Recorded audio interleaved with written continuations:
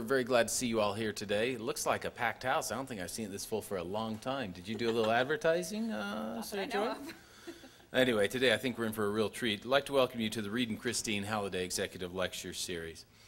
Today we have with us Sara Joy Pond, who is a designer, educator, evaluator, and social entrepreneur, and has presented social impact and capacity building research and training seminars on 3 continents. Founder of the tippingbucket.org, she's currently enjoying the roller coaster ride of building a social business that changes the world and pays the rent. She's intensely fond of typography, symphonic cello, and stracciatella. Yeah, good grief. Some kind of ice cream, I think. Stracciatella gelato, and detests bad line breaks, bean soup, and writing her own bio. So with that, I think we're almost up and going, so let's go ahead and welcome Sara Joy Pond, please. Okay, is that working? Yeah. I think we may need to move this a little bit closer. Okay, can you hear me? You good? All right. Okay, so today we're going to talk about what it's like to be in a startup, for real. And I'm going to be really, really honest with you, and feel free to laugh. There are going to be times when you're going to want to. And I'm sure that there will also be some commiseration that will happen because of this. So, one of the things that I've noticed in being in a startup is that everything seems to be a paradox. Everything is just at odds with each other. Everything is, you have night and day in the same block of an hour. And I've come to call that startup schizophrenia. And I want to talk about several different types of this. That is not what I wanted that to do. I think your computer responds differently than mine. Okay, so the first paradox is acting big and acting small. So in acting small, one of the biggest advantages that I've seen is that there are times when you always have to be conscious that you are a startup, that the resources are limited, that they could run out at any moment. And being able to act like a small company, even when you have big dreams, is a bit of a challenge. But by doing that, and by working out of your basement, or in our case, my dining room, for 6 months, you gain advantages that you wouldn't have if you immediately started acting big. At the same time, oh geez, it's really not going where I think it's going to. Okay, acting big has its advantages as well. And acting big from the start can give you a lot of advantage that you wouldn't have otherwise. The best example of this for us is when we decided to go talk to the Peace Corps. Really large, really old, well-established organization. We are at this point 6 months old. We have only done, I think, 10 projects by then, raised about $20,000, really little. But we walked into the Peace Corps and decided we want to be your channel partner. We want to be the only one you work with to post your projects that you're currently having trouble fundraising for. And here's why you should work with us. And that was a big move. That was acting like we were a lot bigger and a lot more established than we were. But it worked. And that partnership has been one of the greatest things that's happened to us. Another dimension of startup schizophrenia is what I call group hugs and guillotines. So for the first, group hugs, there's this closeness and this complete engagement with other people. And in a startup, in any company, I think there are advantages to this well beyond the startup phase. The more that you can bring in and enmesh your community into what you're doing, the better off you'll be. In Tipping Bucket, we are really, really transparent. Our whole community knows what's going on. They know when we have a triumph. They know when we fall flat on our face. And because of that, we have this affinity. People are defensive of us. They stand up for us. They send us random notes in email that just say, "Hey, keep going. We're thinking of you. We love you." They post about us on their Facebook, on their personal stuff when we don't even ask them to. There's love there. There's this real feeling of community. And because of that, we are stronger than we ever could be. There's only 3 of us. We have 3 people in an office scrambling and working like crazy. But we've accomplished something that companies that have 50 and 100 employees haven't done. because we have a community that feels like a group hug. And that has been really, really important to us. At the same time, it's just not going, oh dear, that's really not what I wanted. I'm sorry, the controls are really different on a PC than on a Mac. Let's see. Okay, there we go. At the same time, when it comes down to it, running a startup, you have no one to blame but yourself. And when the guillotine comes down, it's your head. And it has to be. Because when it comes to taking responsibility, you can't blame the group. You can't blame even the people who work with you, and certainly not the people who support you. So when it comes to taking accountability, you have to be in a guillotine, not in a group hug. The next paradox, and yes, I use Disney princesses. I'm sorry, it's the only thing I could think of. Because trust me, when you search ingenue and femme fatale on Google, you are not going to see mostly Disney princesses. And those images were not appropriate to put up here. so we're going with Disney princesses. As a startup, you have to be both an ingenue and a femme fatale.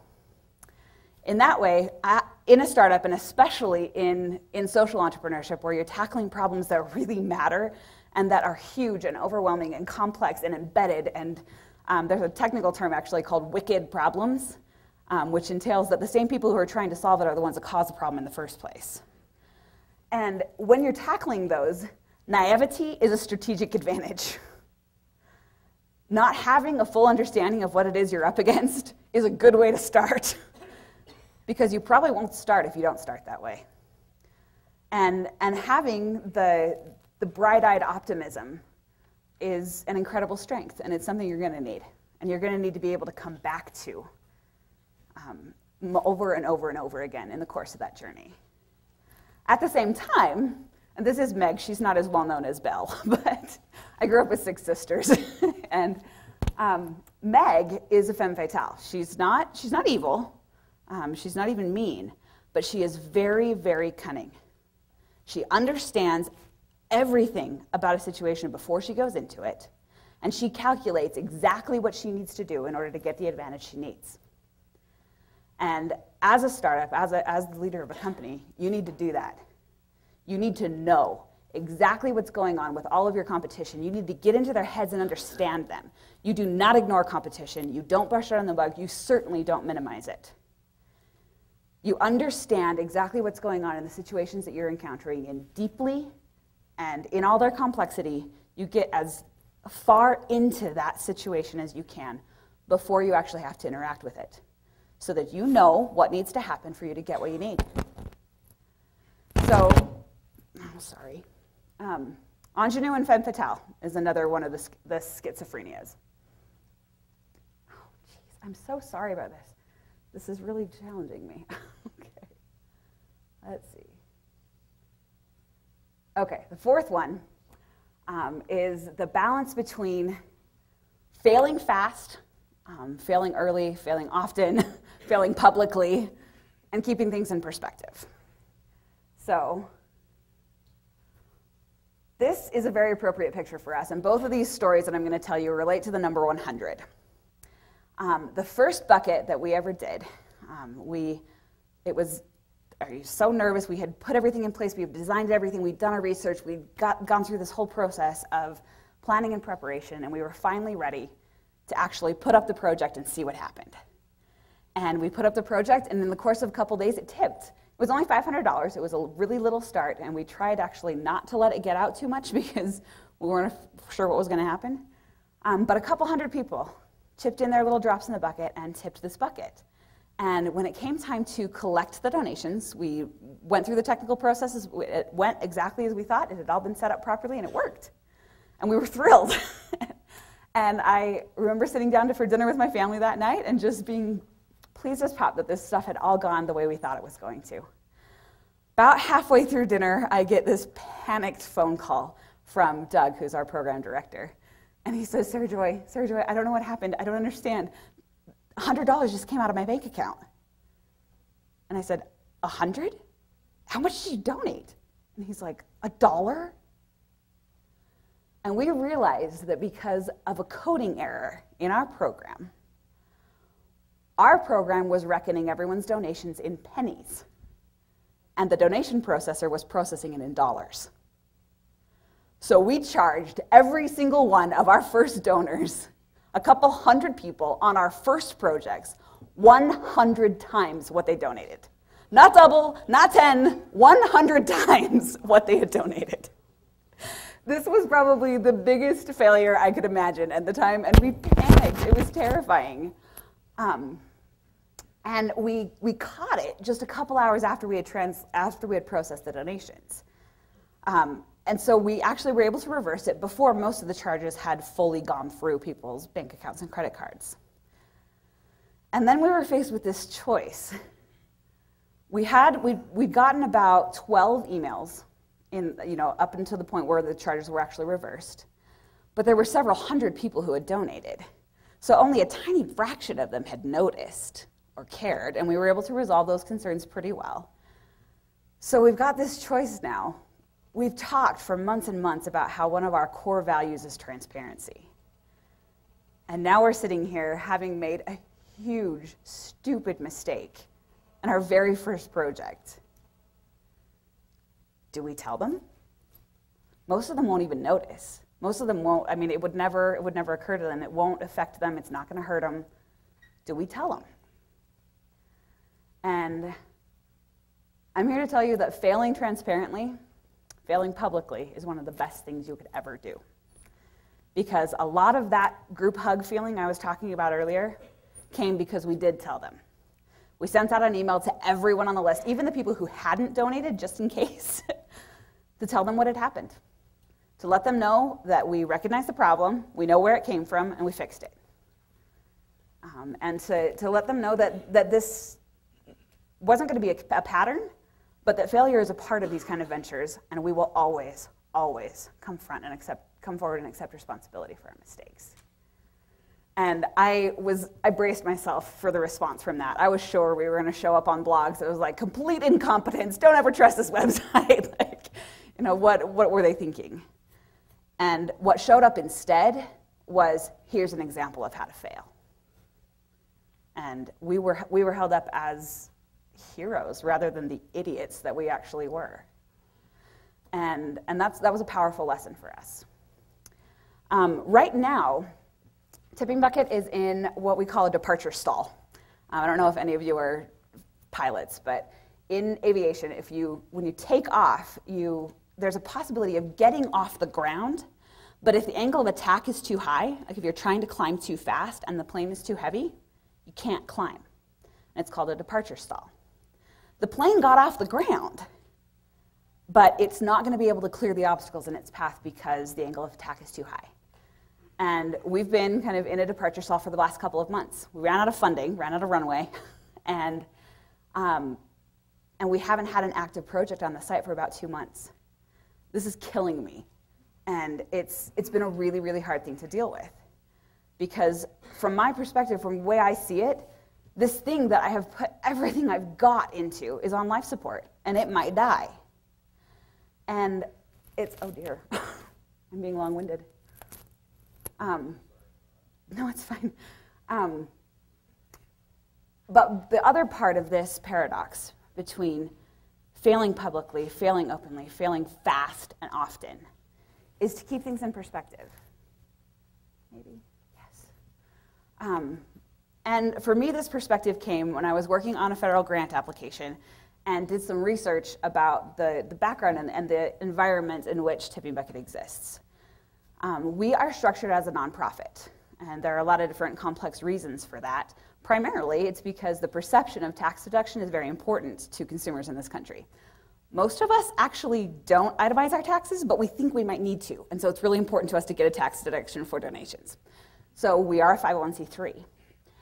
What I learned in the process of doing this research is that fewer than 3% of all the literally 10 million nonprofits that are operational in the United States right now, fewer than 3% of them will ever cross the threshold of $100,000 of revenue or more in a year.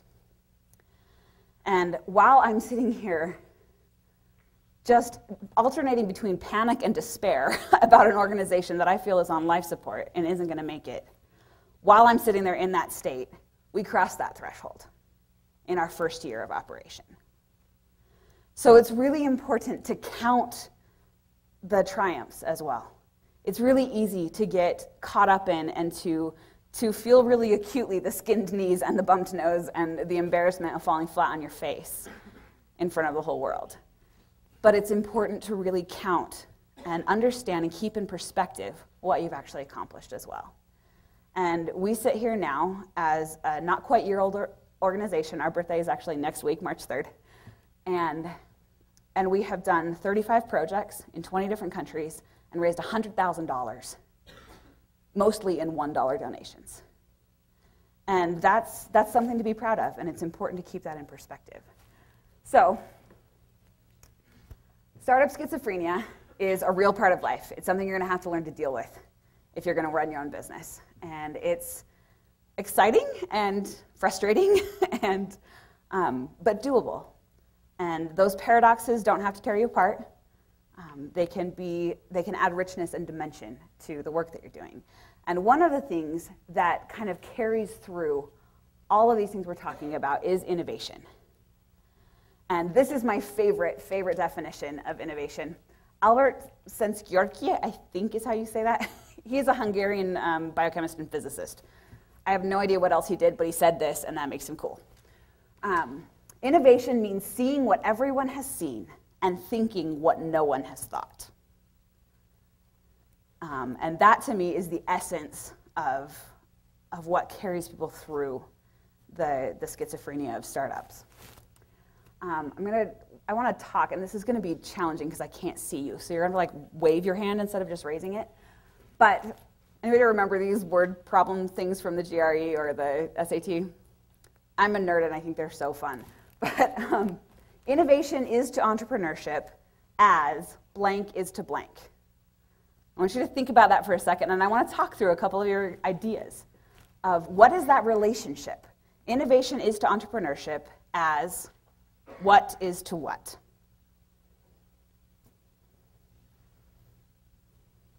Yes? Apple is to trees. Oh, tell me apple is to trees, what he said. So talk nice and loud and say what do you mean? Apple is to apple tree. Okay. That's a good clarification. Whenever you have an apple tree, you're going to have apples. If you want to be a successful entrepreneur, you need to have innovation. Very interesting. Thank you. Who else?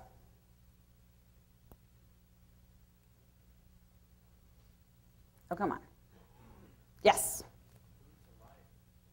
As food is to life. Explain that a little bit. Well, anyone can start a business, but it can't run successfully for a long period of time without innovation. Right. And you can go without food for a little while, right? It's not very comfortable, but you can. And businesses can go for a little while with no innovation. But, if they start out really fat, they can go longer. If you start out skinny, you're not going to last very long. Excellent, thank you. Who else?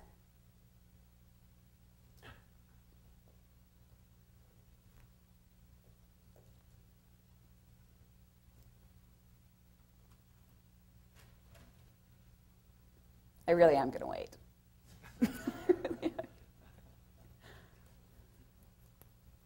Innovation is to entrepreneurship as what is to what? Oh, thank you. I told you you'd have to wave. Sorry. I was thinking cocoa beans and chocolate. Oh. So cocoa beans is raw, unprocessed stuff. But everybody only knows the goodness of chocolate. But before you can enjoy that goodness, you have to refine this plant, this raw. Yeah. Excellent analogy. Thank you. There are a lot of processes that have to happen in order to transform the raw goodness of innovation into something that actually produces a usable product. Very good. Thank you. Yeah. Innovation is to entrepreneurship as entrepreneurship is to time and freedom. What I mean by that is, I'm sure when you started a business, you realize I'm sick of being leveraged. I think you either spend your life being leveraged or doing the leveraging. In church, people always use the word delegation. They're almost synonymous in some ways, but in my mind, a business, you start a business to enjoy the benefits of a business, not to do the day in, day out operations of a business. There's so many business owners that I know that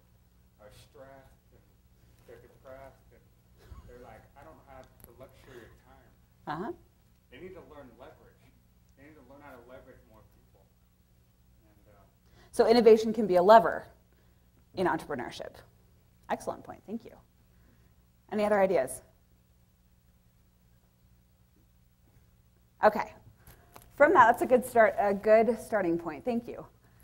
So kind of ties in with the chocolate and with the leverage that in some ways, innovation is to entrepreneurship as frosting is to cake. That innovation is kind of the fun part.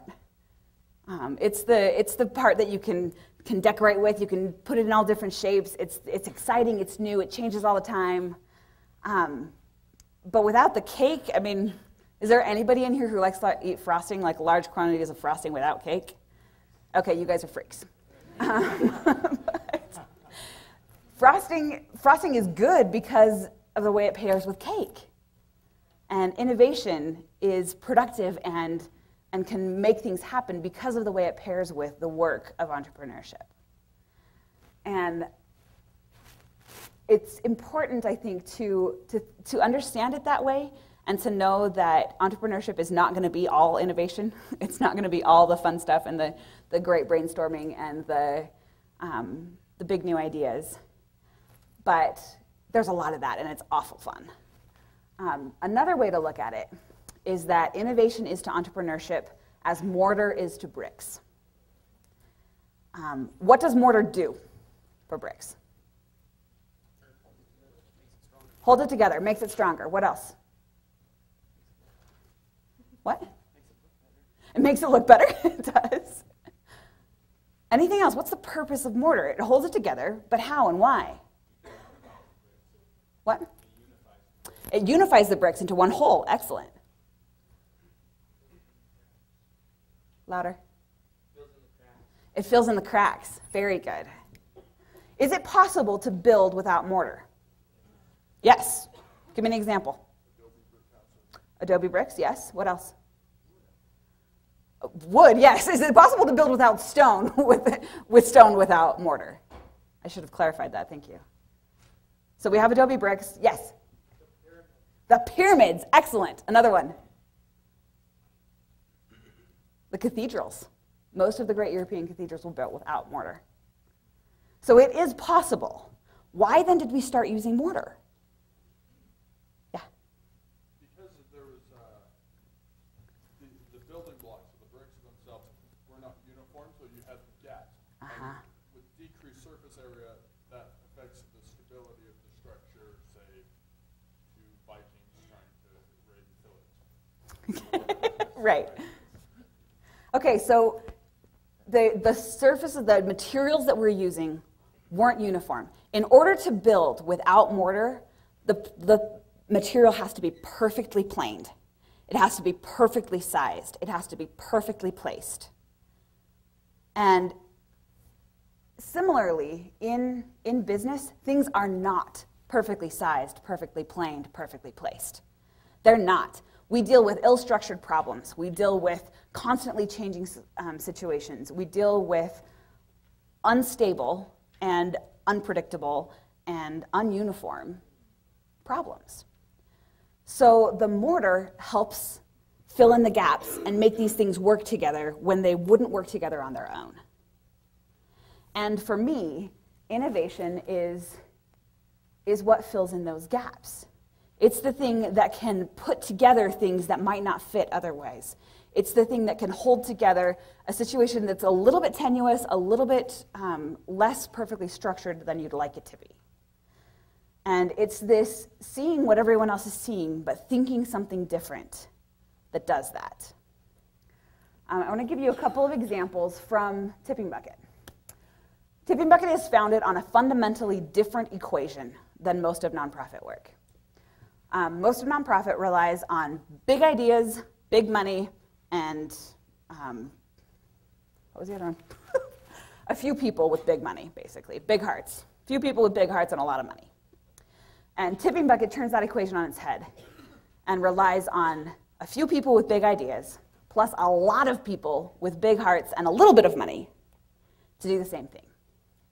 So for me, that was seeing this landscape and seeing the relatively small amount of money that the majority of the world had to give, just like everybody else. I mean, why do you think most nonprofits go after big donors? It's because they see that the majority of the world has very little to give. We saw the same thing, but we thought something entirely different. Instead of thinking, not worth it, we thought, that's where we want to be. That's where the power is.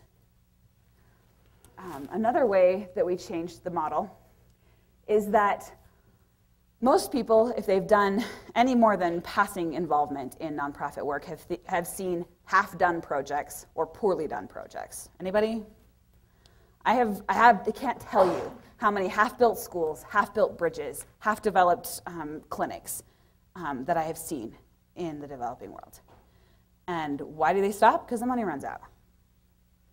And we saw that same problem, and instead of thinking, there's just got to be more money, there's got to be this constant donor support for it, we saw that same problem and thought differently. We thought, no, you need to know what you need going into it, and you need to get everything you need before you start or you don't get it. And we have an all-or-nothing funding model. Sorry. Where a project goes into the bucket, they go in one at a time. They know exactly what they need to move forward, and they are encouraged to be realistic, not ask for what they think we can give. They're encouraged to actually take into account what's going on in the situation and plan for the exigencies that are going to happen. They go in, they tell us what they need, we give them an amount of time. If they collect enough donations and the bucket tips, they get their money and they go forward with their project. If they don't, none of the transactions are processed and the money goes back to the donors.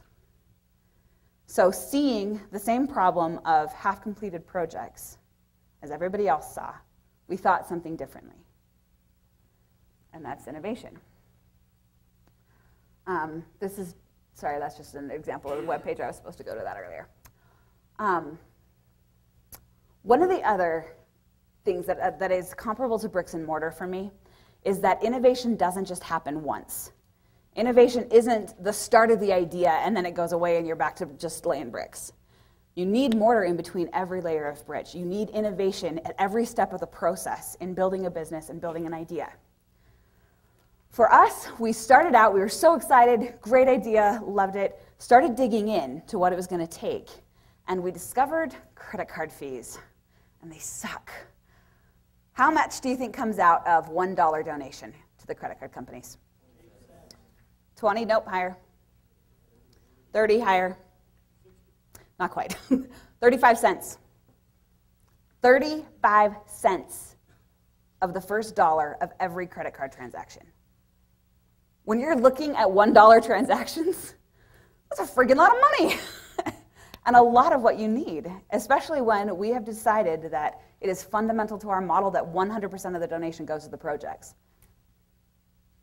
So digging in just a little ways into this process, we discover a huge obstacle.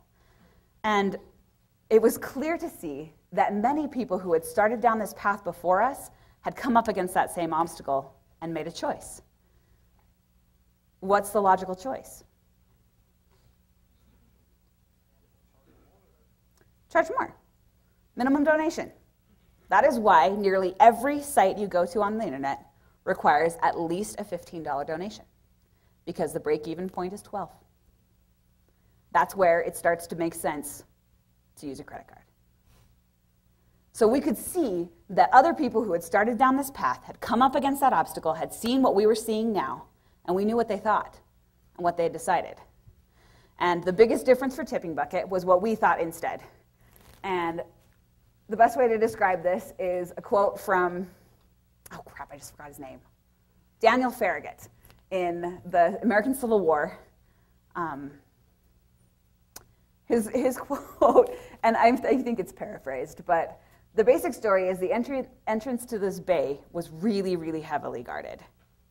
And everything that, every logical explanation, every good advice, every piece of self-preservation instinct he had would say, turn around, you are not getting through that. And his response was, damn the torpedoes, full speed ahead. And that was our response. We saw this, this crazy obstacle of 35% credit card fees on $1 transactions and said, damn the torpedoes, full speed ahead, we'll figure it out. And you know what we have? We figured out how to do that. And we now have most of our donors as $1 donors. And the credit card fees haven't killed us. We heard that over and over again. They're going to squash you. They're going to crush you. The credit card fees are going to kill you. They haven't killed us. And there's a lot to be said about looking at obstacles and choosing to see them differently, to think a different thought than everyone who's come up against that obstacle before you. How much time do I have? I don't have a watch. Oh, sweet. We got lots of time. Okay. All right. So the next thing I want to talk about is a different way of seeing. Who can explain how 3D vision works? Yes. Where you alter the perception that each eye is able to see. That's one of the levels of blue and red to kind of shift it into a different spectrum so that each eye is seeing something differently. And then when they interlace that with video, you can see the red portions and the blue portions at different times. Allows you to get like that perception. Excellent. Excellent explanation. 3D vision, we see in 3 dimensions because our eyes are separate. What's the Cyclops? Cyclopses can't see in 3D. If we only had one eye, we would not see 3-dimensional. Because the difference, we see things just a little bit different, and our brains can make the calculation between those 2 images and see depth. So it's a triangulation function between the 2 images our eyes are seeing and our brains. So when we see in movie theaters, we're faking that because there is no actual depth on that screen. You know, all those points of light are exactly the same distance from our eyes. So we trick our brain into thinking that they're a little bit different. So 3 dimensions, the depth and the richness that we perceive in life comes from slightly different perceptions from each of our eyes. And for me, we need to move into a time of seeing value and seeing problems 3-dimensionally. I imagine as business students, all of you have heard the phrase triple bottom line. What does that refer to? Oh, tell me you've heard that. Maybe not. Okay. The triple bottom line is an idea of accounting for the impact that you're having on the planet, on people, and on your profits. So instead of a single bottom line of your monetary gain or loss, you account as well for the impact you're having on society and the impact you're having on the planet. People, planet, profit. Triple bottom line. And currently, the way that this happens is more of a 3-in-1 bottom line than a triple bottom line. So these concepts are being conflated to one concept. We're going back to money because that's what we know. And we are accounting for the impact on the planet in terms of money. We're accounting for the impact on people in terms of money. There are all these complex strategies for calculating social return on investment, SROI. And we're flattening what's happening. We're taking away this other way of seeing so that all we're seeing is a flat projection in terms of money. And the biggest thing for me about social entrepreneurship is, in my opinion, and granted I'm biased because this is my life, but there is space in the market for people who will choose to think about and choose to obsess about problems that really matter, who will see the fact that 1/3 of our planet doesn't have access to clean water, the fact that 1 in 5 women in the United States will be raped at some point in her life, the fact that during the course of this presentation, about an hour, by the time we're finished, 500 children will have died in Africa from starvation. Those are big problems, and we can't solve them by seeing in one dimension. There are market solutions to those problems. Some of those solutions look a lot like business. Some of those solutions look a lot like traditional nonprofit. But there's a whole spectrum in between. And if we will choose to see and to reckon the impact of what we're doing with more than one perspective, understanding that there are different ways to value things, that money is not the bottom line.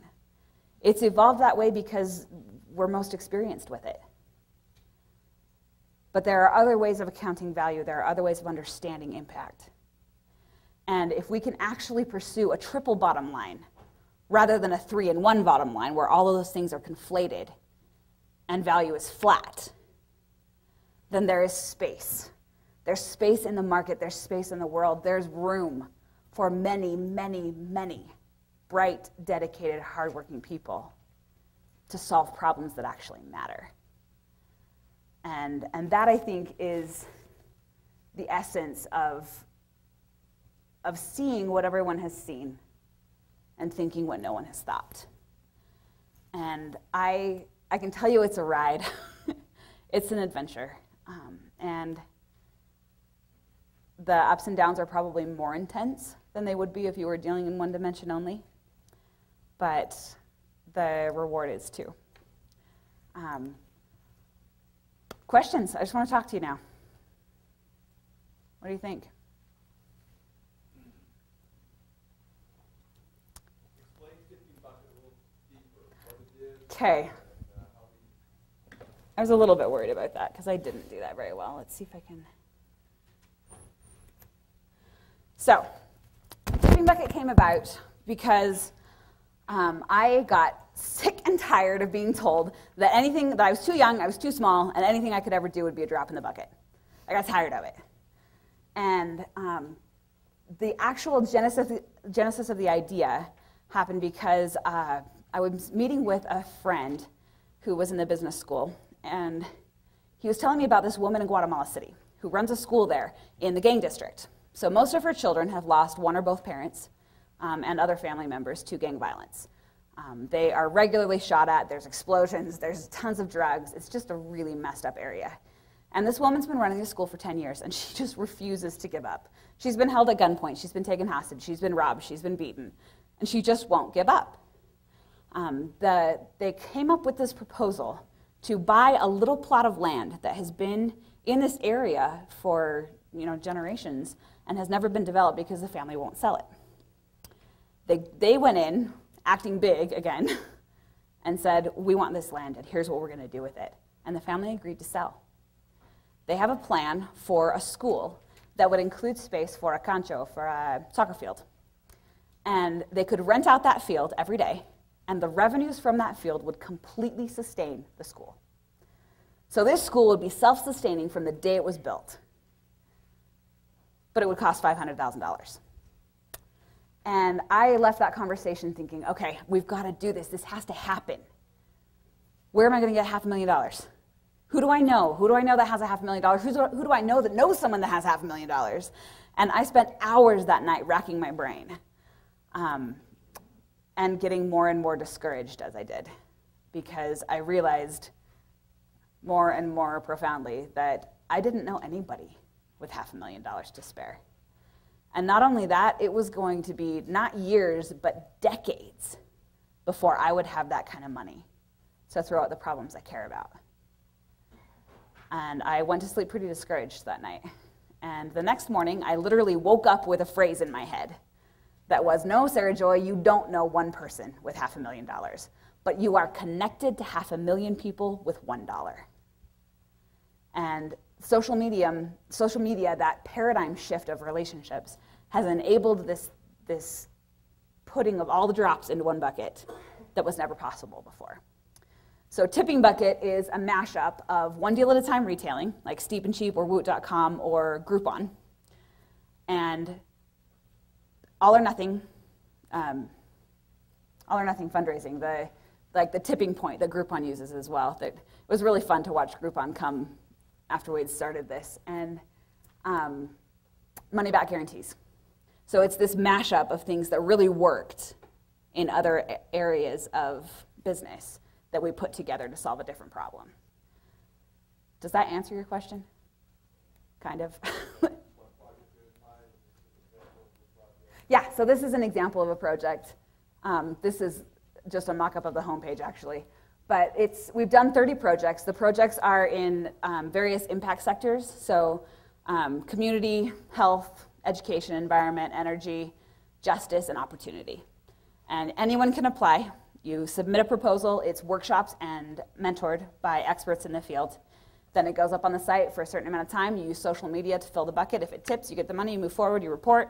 If it doesn't, it all goes back to the donors. So, yeah. Pardon? Oh, I just answered it? Okay. Yeah. You know, you said you do one project at a time. Is there a reason for that? Yeah. And are you familiar with Kickstarter? I mean, I know it's kind of a different type of thing. Yeah. Have you ever thought of doing more than one project? Yes, and it's a very conscious choice to do one at a time. The biggest reason for that is that there are lots of marketplace model sites out there. We have Global Giving, we have Network for Good, we have Kickstarter, which doesn't do causes, but is very similar in that vein. Our generation needs novelty, and we need focus. And the one deal at a time gives constant novelty, constant urgency, and the speed that really appeals to our generation. So that's what's behind that choice. It probably won't be that way forever. As we scale, there are ways that we can scale that keep the one deal at a time feel without literally being one deal at a time. So, yeah. What else? Other thoughts? Yes? Have you approached the credit card companies and asked them to consider for you, because it would be a donation on their part. If they lowered a fee for you, they could write off a certain amount? Yes, and that's a situation where acting big doesn't cut it. You actually have to be big. And so we'll get there, but at this point the answer is no. So, yeah. So you set the standard at $1. Have you had any experiences where people have come and said, here's 100, or here's 100? Yes, quite often actually. It happens in every bucket. The average donation size is like $3.50. So there's about 60% of the donations are $1, and then 80% fall in $5 or less. And then from there, it's usually 20s, 50s, or 1,000. So, all right, thank you so much.